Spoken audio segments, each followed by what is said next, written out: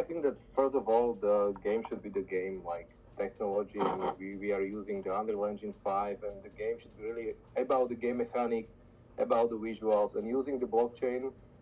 In our perspective, we are using the blockchain really for the ownership of the players, ownership of the assets. And once the game is finished, basically, exactly as you mentioned, that it doesn't make sense to spam blockchain with every single transaction during the game. But what makes sense for the player perspective is to be sure that the game was fair. At the end of the game, you want to be sure that if you won or if you lose in the game, that was the fair play. And that was a big problem, especially in the gaming, is that against the cheating, against the bots and everything. So by the writing the logs after the game, you should see transparently the process of the gaming at the end of the game. That's one advantage with many others, but like then definitely the ownerships of the players. And what is really interesting for not just for the European or American players, but also for all around the world, is the monetization aspect. And to be a professional esport players is really hard. Basically, it's really tough to make money by playing the esports. And we believe that thanks to the blockchain and cryptocurrency and distribution, basically direct distribution of the rewards from the game to the players directly, it's open another layer of the monetization. So basically, even the random players can make some money from the gaming itself, and this is something really huge for the esport and let's say esport 3.0. So we hope that Citizen Conflict will be one of the esport game in the future as well. Thank you so much, and I'm really looking forward, guys, when there will be arenas across the globe with people playing Citizen Conflict, trying to get that precious number one spot in the game, which is always exciting to see people playing and coming along together as a community. But talking about community, you just mentioned people in developed countries like Asia and South Africa, South America, but we see with games and Web3 and DeFi, there's a massive opportunity. Obviously, the last 2 years, we have a lot of video games, but the model wasn't ready there yet for the full capability of video games and Web3. Kira, in your opinion, what role do you see decentralized finance and non-fungible tokens playing in the gaming ecosystem? My goal is for let's take a look at two games that are very popular: World of Warcraft, Final Fantasy XIV. Big online games that have both gone into monetization. So that seems to be a lot of gamers get turned off by microtransactions, but those two games have kept the grind for players that aren't into microtransactions balanced with the microtransactions. With a little bit of controversy, like some of the World of Warcraft large mounts, the creatures you can fly, that you could only win in game, you could purchase. That caused some controversy, but people got over it. So the idea of trying to find that balance for what is an NFT and what can be earned in the game, or what does the NFT actually do? So customization, specialty items. Let's say you find an item that's a health potion in a game. An NFT version of that can be a health potion that actually adds recharge. So in game, you purchase them. You go through 100 of them when you're in a battle with a boss. But with a health potion that is an NFT, it can have actual functionality. You can see this across many other the early Web 2.0 to 3.0 blockchain games. You see on OpenSea, they've started to add more and more functionality into their attributes of the NFT. And that's something that excites me, because I don't think that's been unlocked yet. And we have some concepts for Moonland that involve blueprints and items that both you can purchase outside the game to make you revenue, as well as items in the game to grind that can help you out too. That really combines the idea that you want people to enjoy your game and not just play to win, but you want people that want to play to win also to get into the game. You don't want them just to pay to win and then stop. A lot of times you'll pay to win, you'll buy a character, like the old days, the WoW farmers would sell off a full leveled character with epic gear, and then the thing with that is those players, statistically, would play less hours in the game because they literally feel no satisfaction for the epicness of what they are. So trying to find that balance between that grind and that purchasing is it's all it's done is in testing, and all these new games coming out are going to be playing with that formula, and I can't wait. Excuse me, I can't wait to see that. Yeah, I can't wait either to see everything that you are bringing together with Moonland, and obviously all with Citizen Conflict here, and we have Rust. Rust, I've been looking at Citizen Conflict games. There is a lot of since I was a gamer in the 90s and I was playing Street Fighters, the first thing that I learned it was there used to be a cheat code to have the best power, Then we start to see that in Counter Strike, in Halo, people start to use, let's say, cheating codes, which is cool when you started, but then everybody start to use it. It's not the same, so the game doesn't feel real, doesn't feel good when the people start to use cheat codes. Let's call it that. So, Raz, in your opinion, how can blockchain technology help mitigate issues related to fraud, cheating, and security in the gaming industry? Yeah, like, first of all, it's also not just use case for the blockchain, but also like overall for the gaming engine and the whole technology to protect the players. But what blockchain definitely can is to prove that the game was fair.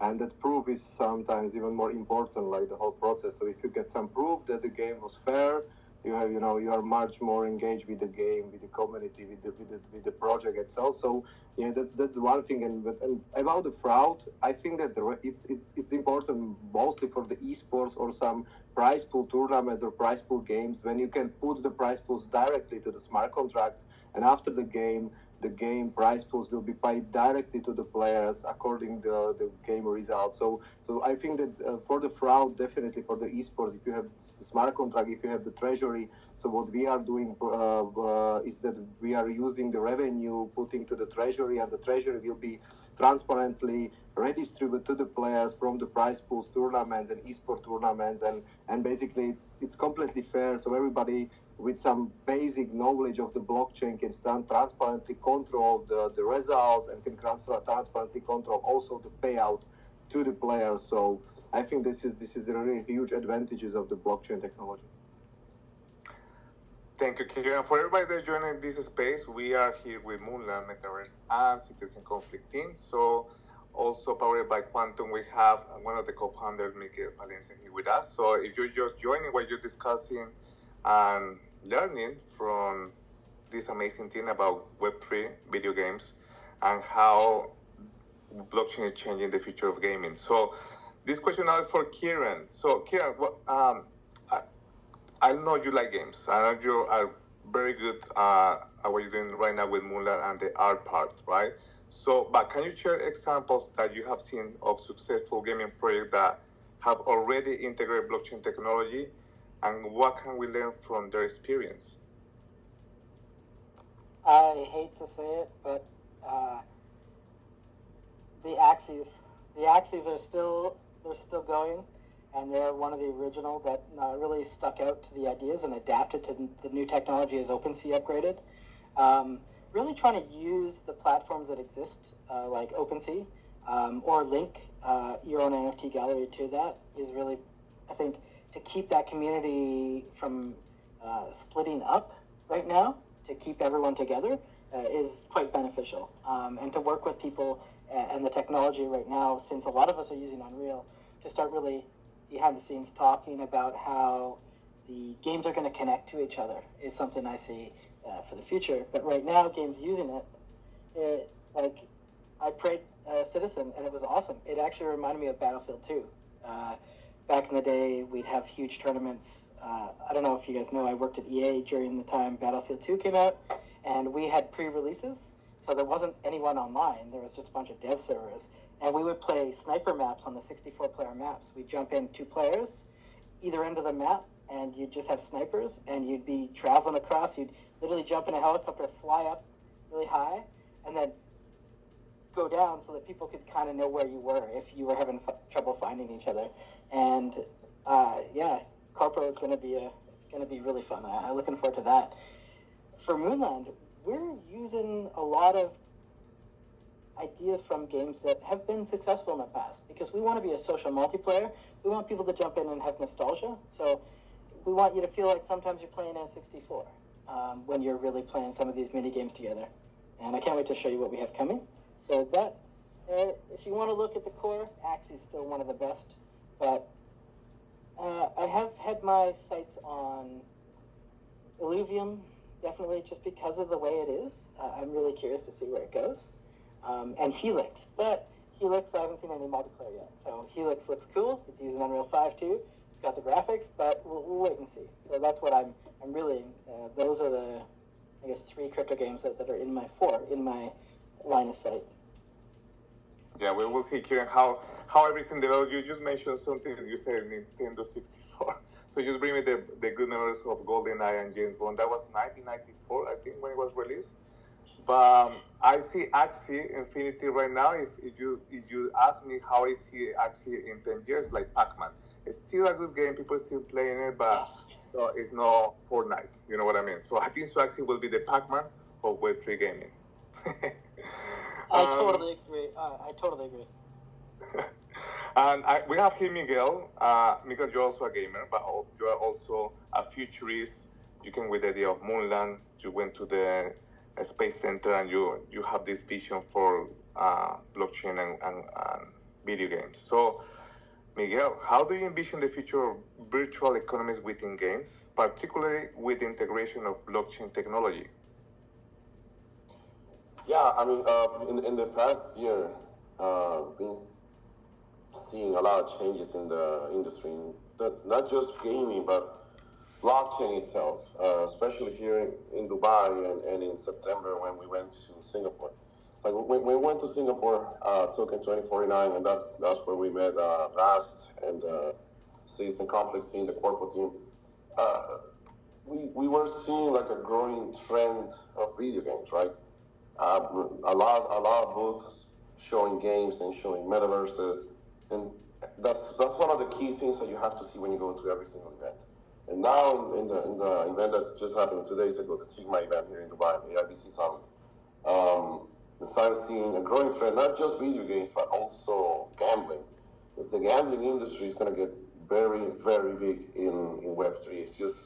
It's just something that's going to happen because it's an easy use case. It's an easy use case where people, can create companies that already pretty much have a business model. It's a tried and tested business model for many years.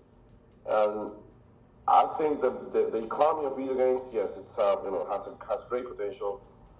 I do believe that we don't really have to reinvent the wheel of what traditional games have done in regards to the business side and also the economic model, but we can improve it. We can of course benefit from the layer of having blockchain and that allows us to have NFTs, in-game tokens that will allow people to pretty much trade between each other peer to peer their weapons and their items and even their characters. So all of these are just some of the initial features that will be possible in the near future. Most of the games like right now, we're building the infrastructure, we're building the environment, and of course that takes a lot of time, a lot of money, a lot of effort. And Corpo has an amazing game, Citizen Conflict. I'm a fan of Call of Duty shooting games, and that's one of the things that caught my attention. And as for Moonland, we have an amazing new build that will be shown in some of the upcoming events, especially in Consensus. You're going to see something crazy. Like when I saw what Kira posted on our internal channel, I was like, oh my God, this is insane. So, but in general, yes, I do see the growth is going to be exponentially growing in the next coming years. Absolutely. Miguel, I totally agree with you, and I'm quite excited about everything that not only Moonlight, but also Citizen Conflict bringing to the gaming industry. Yeah, we were in ABC and Sigma here in Dubai, and we see so many talents, so many developers, so many good artists as well, and the community is getting closer and closer. Everybody wants to help each other, and I think so. In 5-10 years, we'll see the gaming community exploding, and like everybody, if like we will forget there was a Web 2 into gaming, and everybody will start to only playing Web 3, and that will be the new normal. So I'm talking about the new normal. So we see content creators and gamers, they are banking, right? So they are going to tournaments. If you have big Twitch channel, you're making a lot of money as a creator, but it's not that easy from the beginning. You have to have a lot of hours, days, years as a good player, right? So I think so blockchain is going to help a lot of people that are just getting into games, and to start to, let's say, be more kind to the whole community. But Raz, so in terms of blockchain-based economy, right? So what impact do you think blockchain-based gaming will have on traditional game publishing models and revenue sharing for developers and creators? Because they're the ones that do the most job, but sometimes they're not the one that get the best. But with blockchain, it will change. What is Citizen Company going to help the community in the content creator and developers economy? Yeah, it's really tough questions. Like there is like various models, and I think that Axie was the one which started with play to earn models, rewarding the community by playing the games. And what we can learn from that is that it's not sustainable. So if you ask me how to create a successful economy with a long-term profitable tokens, when the token should represent the company, I think that's really hard to have just one answer. So what I believe is that if the company create a token, the token should somehow represent the company. And if the company is growing, if the player base is growing, if the revenue is growing, it should somehow impact the token. So what we are doing for the community is, again, we are doing the prize pool tournaments, which are funded from our revenue. So more revenue we are creating, more prize pools we can, both prize pool tournaments we can organize, and of course, thanks to the blockchains, you can find the other sponsors. So you can create something similar like in Web2, like esports. You can find the sponsors, bring the bring the tournaments, bring the teams, play the games, reward. And what's important, you can reward the community and players directly to their wallet. So there is no middleman. So there is no just like token or NFTs or some kind of rewards, but this ownership and direct distribution instantly after the game is finished. You got your reward. So this is something really cool for the whole blockchain technology. But again, about the previous questions, the challenges. Basically, for me, the biggest challenge is time and quality of the games.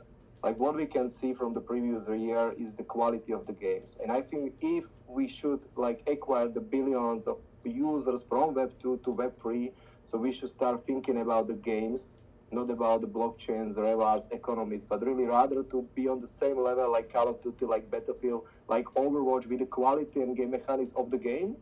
This will definitely attract the players, attract the users, because this is Web3 game. It doesn't look like scam like the majority of the games here. So the trigger of the adoption are the quality of the games, and then the economics. So this is how we are thinking about our development: product first and economy. We try really support the token with the revenue, and when we create the revenue, we are doing the continuous buybacks from the market and using the buybacks tokens, which are not inflation, which are from the revenue, redistribute to the players, to the community as a reward for free to play gaming. So more daily tasks you are doing, more spending, more time you spend on the game, more rewards you can get, and these rewards are directly from the revenue of the company.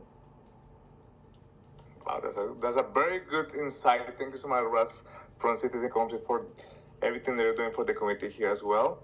Now, Miguel, I have a very question for you, because you obviously helped to build Qtum, and you have big community, but also in terms of scalability, that's the biggest issue for any company right now, right? So in terms of scalability and performance, how can blockchain technology meet the demands of high quality gaming experience? No, for this, it's a challenge for many blockchains.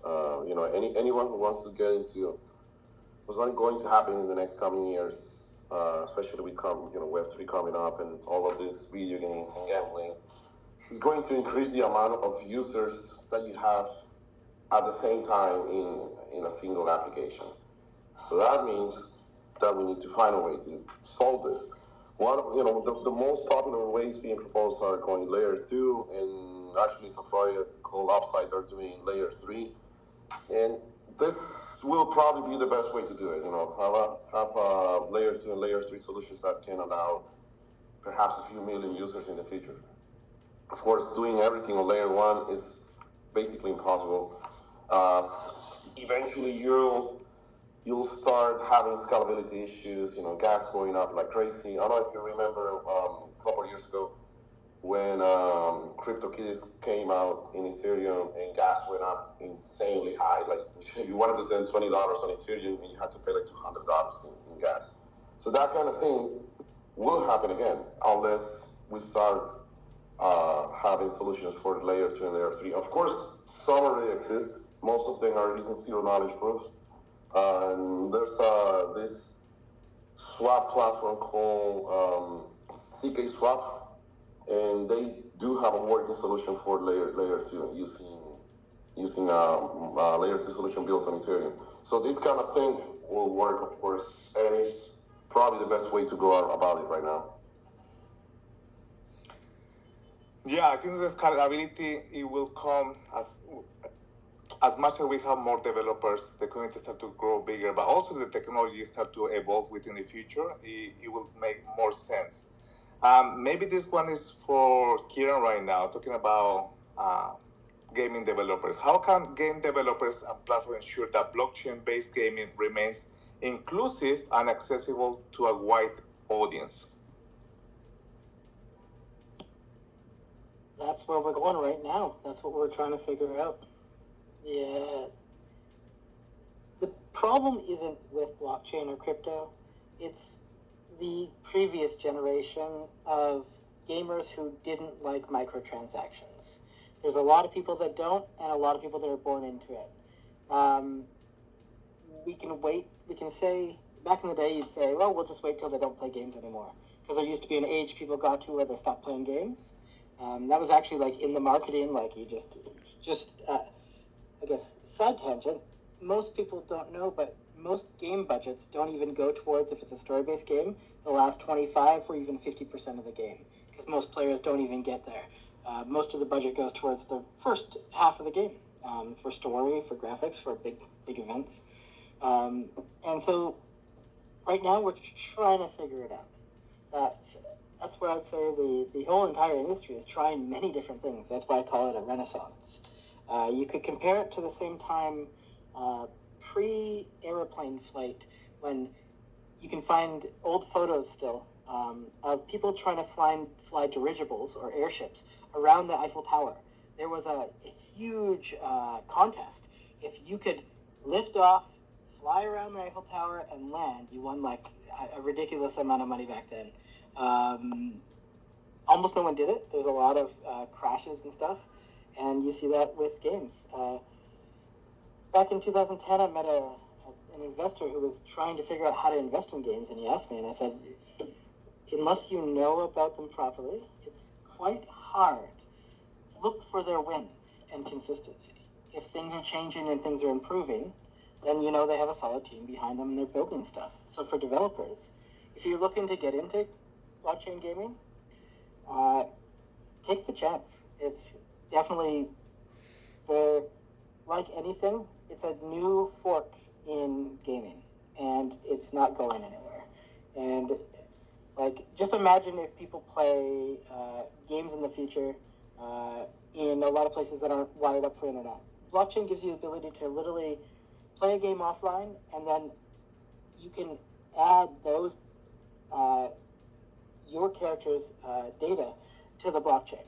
So literally being able to play online games, like adventure games like Zelda, where they're linked together via the assets people can own and the items people can even create themselves and sell.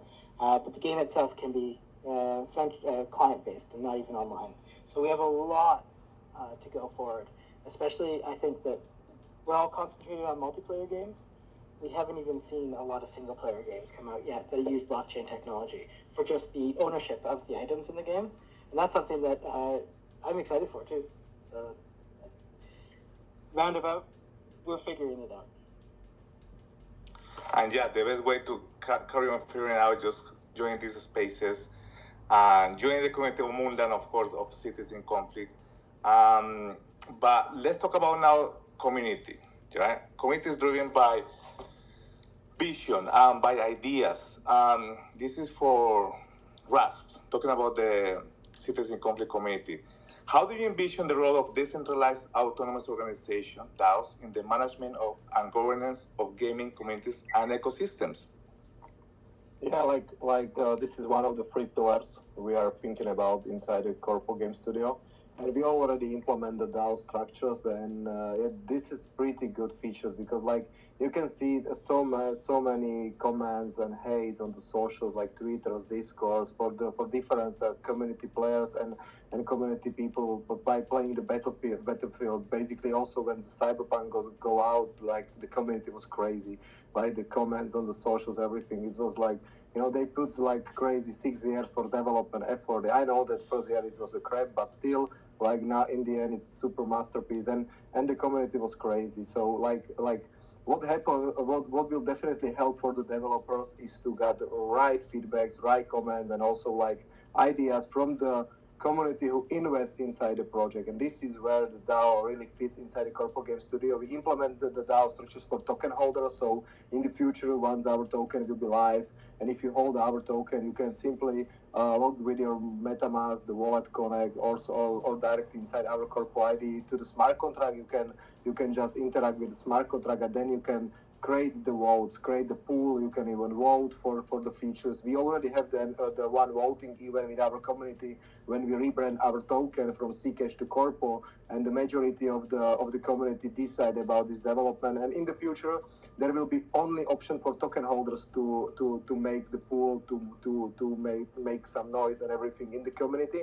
And also we implement the holder rank. So basically, longer you token hold, the more power you have in the voting. So for example, you hold the token, and you hold the token once month, you have the vote power one. But if you hold the same amount of the token, for example, 1 year, so your voting power is 10 times multiplied. So it's not just about the amount you invest inside the project. It's also the period, how long you hold the token. This is, and for more token you hold, basically this is the voice and community we are like to create and follow. So yeah, this is really important feature of the crypto, and we believe that the DAO is also, with the NFT ownership, one of the biggest advantages of using the blockchain technology inside the game. Thank you so much, Ras. And now I would love to have some community questions for everybody that's here. I just seen some comments here right now. Let me see. Okay, so let's go with Early Winston NFT. So it's asking, are there any challenge or limitations to implementing blockchain technology in gaming? What do you think, Miguel? Or Kieran, is there any challenge or limitation to implementing blockchain technology in gaming? Well, I can take that one. Well, of course, there's always challenges. Technically, we're in uncharted territory. The whole thing about blockchain gaming, Western gaming is new. So there's many challenges that you have to face. For instance, when we speak about blockchain gaming, we don't really use blockchain for everything. Most of it is using traditional databases. It's impossible to just run a whole game, especially something as big as Moonland or Citizen Conflict on blockchain. So what you do is use blockchain for certain things, like the NFTs, the tokens. You can add those extra features and additional functionality. And of course, there's many challenges. Some of them are regarding security, because you're gonna have people logging in with wallets that will be connected to actual crypto funds that have a specific value. So all of this will be target for anyone who wants to basically hack somebody. So yeah, that is different challenges, both in implementation, design, and also security. Part of this is one of the reasons why this is something that has been taking a while for most of the projects. But I believe the outcome will be great for those who are able to make it.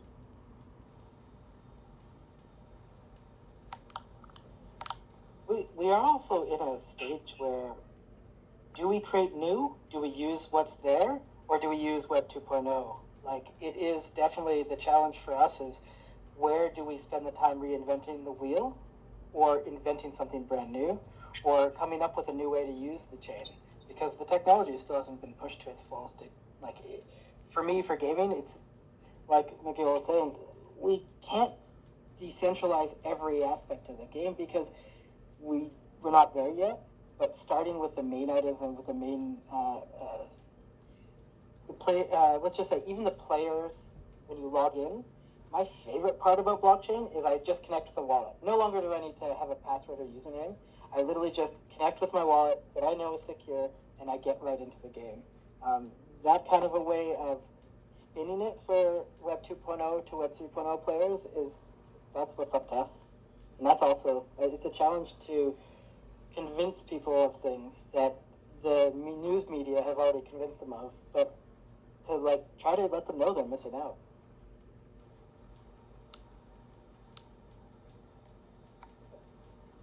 Thank you so much. Now we have another. I just going through the question for the community. Okay, I have Oscar, one dog. Today there are many NFT projects involving metaverse and NFTs. So, what the excellent features that distinguish Moonland and Citizen Conflict from other blockchain projects? Maybe we start with Kieran and then with Rust. We're working together. A lot of projects silo themselves out.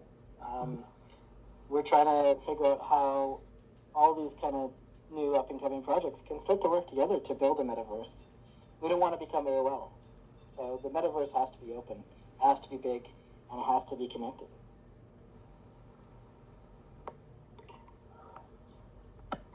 Yeah, but if I can start, it's basically the quality of the games. Like literally, tell me one game which is already replicated. You can play multiplayer with your friends, and you can host the tournaments, and you can see the similar quality like Overwatch or Apex. So like literally, there is just exactly maybe 3 to 5 games with billions invest into the industry, into the Web3 gaming. So yeah, this is literally something what need to be changed. Like this year is about the adoptions, and the adoptions will coming from the games, but from which games is the same quality as the Web2 yet?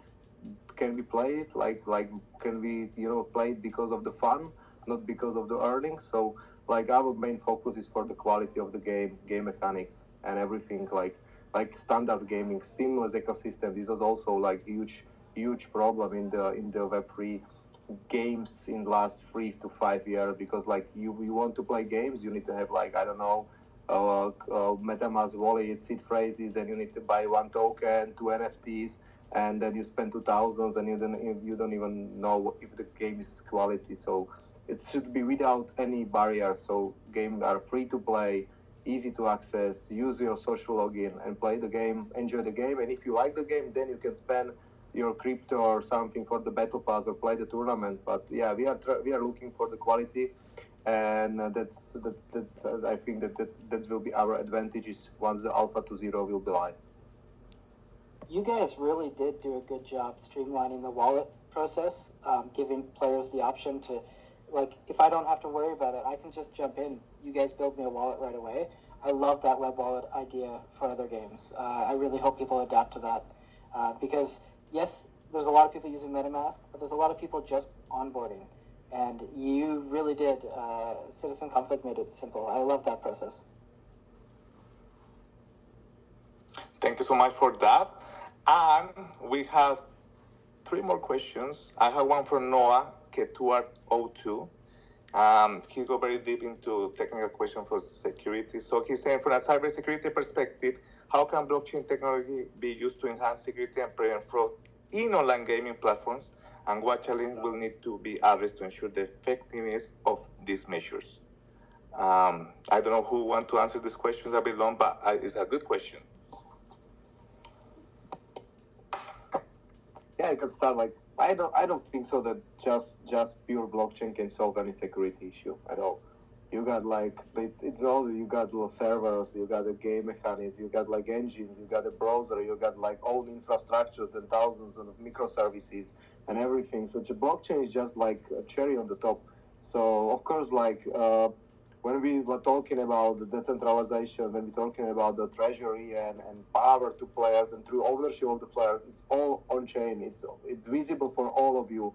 So and if anything is visible, so it's like always subject of some attacks or something. So like main problem always is like majority of the security issue in the blockchain gaming was the or insider job when the developers like everything was like I don't know some kind of outsourcing of the work mostly for the deep technical stuff and then using various bridges and something like that. So I think that the technology is there, but we still didn't test all of the use cases. So like that's why we try to be something like between 2.0 and 3.0, not fully decentralized. The transparency, the ownership of the player, and the price pools okay, but the rest should be definitely protect also on the classic Web2 space. Thank you so much. That's such a good answer. Now let me just go through two more questions from the community. Okay, this is a good question. It's from Airdrops SS3. It's asking, does Moonlight have a brand goal and passion in the blockchain gaming industry, or is the goal to going with the current trend just to create more corporations? I think that the brand is there, it's the passion. So Miguel, maybe you can explain where the idea of Moonland came, and obviously you create a group with Qtum Foundation. So yeah, what is the brand goal for Moonland? Well, Mulan has been envisioned as being, a metaverse where people can just have fun. There's going to be always a lot of action in Moonland. And right now, the latest test version that we have, internal test version we have, has a lot of action going on. You have bots and you have turrets shooting at the sky. And eventually, this will keep growing. And like Ras mentioned earlier, it's about the experience. It's about building a fun game. All of the other stuff regarding blockchain is just an addition to it. And that's what we're building. And of course, we're building something that also has great quality. Every aspect of the Moonlight environment is very detailed. It's very detailed. We're also using Unreal 5 for that reason as well, because we want to get very, very, very high quality and make something that's fun. And in many ways, we want Moonlight to become a sort of hub, metaverse hub where you can go around and play different video games. Go, for instance, if you're playing around and you can go to a shopping mall and you can buy something there, or you can hop onto Citizen Conflict, or hop onto a different game, or even go to a casino that will be also inside of Moonlight. So this is part of the vision that we always have. We want to be a place where people can hang around, talk to friends, play mini games, because that's part of the fun. You're always going to have mini games inside of it. One of the coolest ideas was this Bomberman clone. It's like Moon Bomber, I think it was. That's something that Kira mentioned like a couple months ago. So it's a bit of the cool behind the scenes stuff. So we got our jetpacks and we got our turrets. So we're doing the basic stuff. But one of the cool things is we're actually doing Moon Boom, which is it's kind of like a cross between an arcade and an in-game. So when you walk up to the arcade panel, you actually control, the camera will fly up, and you control a Bomberman-esque arena with 4 other players. So you get to play these older games that you feel in Moonland, but in Unreal 5 in the high graphics. Like, you literally get to jump in and play them. No disconnect between the arcade cabinet and the gameplay. It's all built into the world, and while the game's going, people can fly over with jetpacks and see from the top. It's quite fun. We won't be showing that quite yet, but we've been playing with that as the devs, and we've been let's just say we cut short conversations when one of us kills the other. Amazing. Thank you, guys. And I have the last question. Sorry. I was just saying, like, hearing the chats on the dev versions I've been watching is hilarious, man. I have a good question from Crypto Witch King. Maybe for any of you guys from Moonland. Will there be a player-owned lands in Moonland? Will there be Yes. player? Yeah. Yeah, so we're actually building different apartment complexes that players can both become owners of the apartment complex. We have rental units and also ownership of apartments themselves. And not only are they visual, you can stylize them how you want. They become your home screen when you first log into the game, but also there's the storage for your items and the ability to mint. One of the more non-talked about things we've done in Moonland is when you're out like an RPG and you're exploring some of the harder regions, those items you find aren't yours yet. You have to bring them back to a minting station. So you have a little bit of risk to your reward, even on some of the smaller items. Some that are just tokens. It's very just wait until you jump in and play. You guys are gonna have a blast. I'm excited to bring this to you with consensus. Amazing. Guys, we're wrapping up this Twitter space, but before we go, I would like to know more from Raz and the Moonland team. Guys, are you going to do any event together? Is there anything coming up that we need to know, or are we just going to play just Citizen Conflict one day either in Austin or here in Dubai? Maybe. Yeah. Definitely a lot of events. I believe that we will have a lot of events together.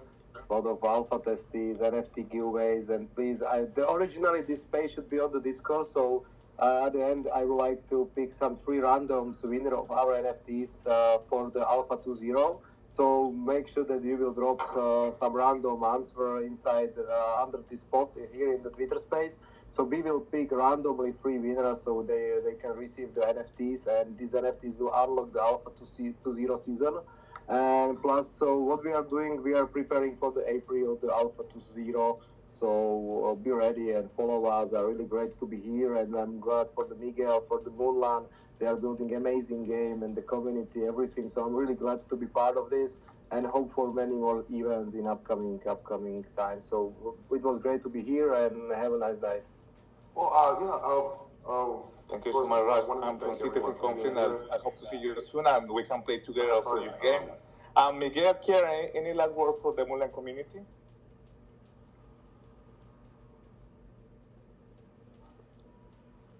I think the last word will be that they will see you in consensus, right? Oh, yeah, sorry. Yeah, absolutely. I wanted to thank everyone for being here and for being so patient with us. And we're so sorry we had those technical glitches, but we finally got it going. And yeah, it's been amazing, sharing this time with our community, also with Ras, good friend of mine from Rasislav, Barislav. I have to go visit you, man. And also Kieran, Andres, Daniela. And yeah, I mean, whoever can come and visit us at Consensus, please do so. We're gonna have a booth, and Kieran can tell you more details exactly what we're gonna have and what you're gonna see there. You're gonna love it. Yeah, guys, thanks for tuning in. We are excited to bring you. We're gonna have we're gonna have the game playing at Consensus with 2 different booths or 2 different TVs, so 2 people can play. You'll have about a minute to 3 minutes to play. Stop on by the booth. It's going to be awesome. We'll have some mini games that you guys get to play around. Some just to see the world, the first look. And thanks Qtum and Mike for keeping us going. This is awesome. We're proud to bring this to the metaverse realms. Thank you so much for everybody in the Twitter space, from the Moonland Citizen Conflict community, and the new people that you joined. Thank you so much for being here. And congratulations to the winners. You asked amazing questions. Contact the Moonland team for the rewards. So, guys, I hope you have a great weekend, and I'll see you very soon.